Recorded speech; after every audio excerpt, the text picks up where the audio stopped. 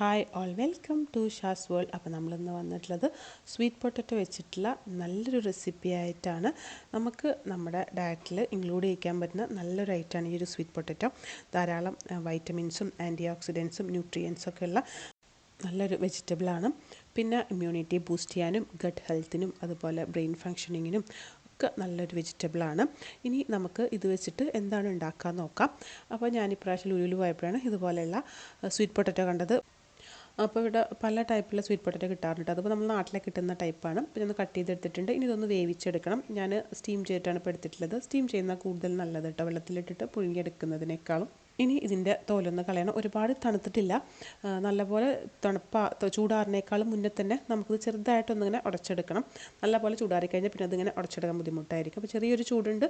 ഇതുപോലെ ഫോർക്ക് വെച്ച് നല്ലപോലെ ഉടയണമെന്നൊന്നുമില്ല, ഒന്ന് ചെറുതായിട്ടൊന്നിങ്ങനെ ഉടച്ചെടുത്താൽ മതി.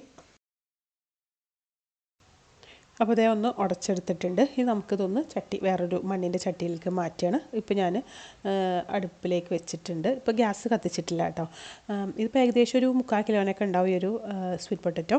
ഇതിലേക്ക് ഞാൻ ഏകദേശം ഒരു 1.5 കപ്പോളം നല്ല കട്ടിയുള്ള തേങ്ങാപ്പാലുണ്ടല്ലോ, തേങ്ങാപ്പാൽ ഒഴിച്ചു കൊടുക്കുക കേട്ടോ. നമ്മൾ സാധാരണ പാൽക്കപ്പൊക്കെ ഉണ്ടാക്കുമല്ലോ, ആ ഒരു രീതിയിലാണ് ഞാനിപ്പോൾ ഇത് ഉണ്ടാക്കുന്നത്.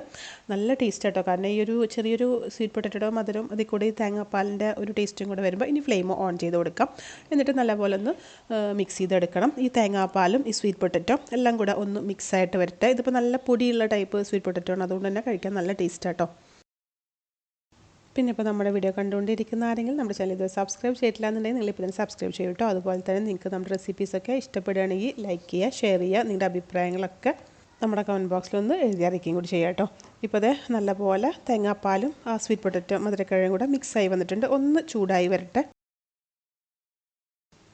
പിന്നെ നമ്മളിതിലിപ്പോൾ ഉപ്പൊന്നും ഇട്ടിട്ടുണ്ടായിരുന്നില്ല, അപ്പോൾ അതുകൊണ്ട് തന്നെ ആവശ്യത്തിനുള്ള ഉപ്പും കൂടി ഇട്ട് കൊടുക്കുക. ഉപ്പ് വളരെ കുറച്ച് ഇട്ടാൽ മതി കേട്ടോ, പെട്ടെന്ന് തന്നെ ഉപ്പ് കൂടിപ്പോകാനായിട്ടുള്ള ചാൻസ് ഉണ്ട്. ഉപ്പിട്ട് കൊടുത്തതിന് ശേഷം ഒന്നും കൂടെ ഒന്ന് മിക്സ് ചെയ്തെടുക്കാം. ഇപ്പോൾ അതേ ഒന്ന് ചൂടായി തിളച്ച് വരുന്നുണ്ട്, ഒന്ന് പതഞ്ഞ് വരുന്നുണ്ട്.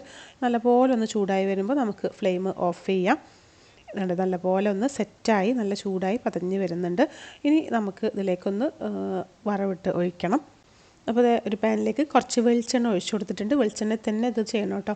ഇതിലേക്കൊരു 10-12 ചെറിയ ഉള്ളി ചതച്ചതും ഒരു 3-4 വെളുത്തുള്ളി ചതച്ചതും കൂടെ ഇട്ട് കൊടുക്കുകയാണ്. നല്ല പോലെ ഒന്ന് ഇളക്കി കൊടുക്കണം. ഈ വെളുത്തുള്ളിയും ചെറിയുള്ളിയൊക്കെ നല്ല പോലെ ഒന്ന് മൂത്ത് വരട്ടെ. ഇപ്പോൾ അതേ ചെറിയുള്ളിയും വെളുത്തുള്ളിയൊക്കെ ഒന്ന് മൂത്ത് വന്നിട്ടുണ്ട്. ഈ ഒരു സമയത്ത് ഇതിലേക്ക് കുറച്ചധികം കറിവേപ്പിലയും കൂടെ ഇട്ട് കൊടുക്കുന്നുണ്ട്. നല്ല പോലെ ഒന്നും കൂടെ ഒന്ന് ഗോൾഡൻ ബ്രൗൺ കളറായിട്ട് വരണം. അപ്പോൾ ഇനി എരിവിനായിട്ട് നമുക്കിതിലേക്ക് കുറച്ച് ചില്ലി ഫ്ലേക്സും കൂടെ ആഡ് ചെയ്ത് കൊടുക്കണം. ഞാനിപ്പോൾ ഏകദേശം ഒരു 1/2 ടേബിൾ സ്പൂൺ ചില്ലി ഫ്ലേക്സ് ഒന്ന് ആഡ് ചെയ്ത് കൊടുത്തിട്ട് ഒന്ന് ചെറുതായിട്ടൊന്ന് ഇളക്കി കൊടുക്കുന്നുണ്ട്. നല്ലപോലെ ഒന്നും കൂടെ ഒന്ന് മിക്സ് ചെയ്തെടുക്കാം. ഇപ്പോൾ അത് എല്ലാം കൂടെ നല്ല രീതിയിലൊന്ന് മൂത്ത് വന്നിട്ടുണ്ട്. ഇനി നമുക്കിത് നമ്മൾ നേരത്തെ റെഡിയാക്കി വെച്ചിട്ടുള്ള ആ ഒരു മധുരക്കിഴങ്ങിൻ്റെ മിക്സിലേക്ക് ഒഴിച്ചു കൊടുക്കാം. ഞാൻ ഫ്ലെയിം ഓഫ് ചെയ്തിട്ടുണ്ട് കേട്ടോ.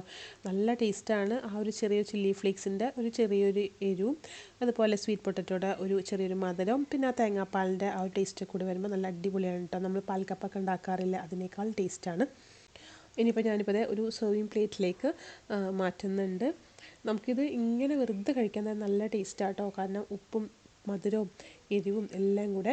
പക്ഷേ എന്നാലും ഞാനത് ഒന്നും കൂടെ ഒന്ന് ടേസ്റ്റി ആക്കാൻ വേണ്ടിയിട്ട് ഇതിലേക്ക് കുറച്ച് നല്ല ചിക്കൻ കറിയും കൂടെ ഒഴിച്ചിട്ട് കഴിക്കുന്നുണ്ട്. പക്ഷേ എനിക്ക് ചിക്കൻ കറി ഒഴിച്ച് കഴിച്ചതിനേക്കാളും കൂടുതലായിട്ട് ഇഷ്ടപ്പെട്ടത് ഇങ്ങനെ വെറുതെ കഴിക്കാനാണ്.